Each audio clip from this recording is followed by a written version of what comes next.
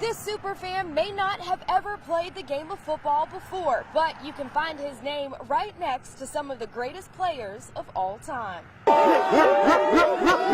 There is no fan like Ray in the Cleveland area. They call him Ray Show Dog Prisby, and he's one of a kind. His picture, it's up at the Pro Hall of Fame as one of the greatest superfans of all time. Fans do what they do out of passion and love for their team. Point blank. There's no other reason. Ray's passion goes beyond cheering in the stands, and to prove it, he showed us around his Browns museum that takes up 4 rooms in his home in Youngstown. Gary Collins, who was the MVP, I had him diagram the post pattern that he scored his 3 touchdowns that game.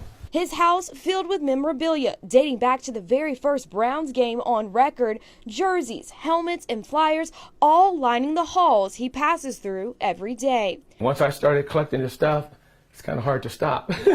19 News wasn't the only ones that got the grand tour. Ray's all-time favorite Browns player, Jim Brown, stopped by to see it for himself. He was in awe of the room Ray dedicated solely to him. His rookie year, he wore 3 different jersey numbers, which a lot of people don't know. Or had forgotten. When we came in here on the day that Jim Brown came, his wife was with him. So I'm explaining stuff to her in here because I figured she, had never, heard some of his history.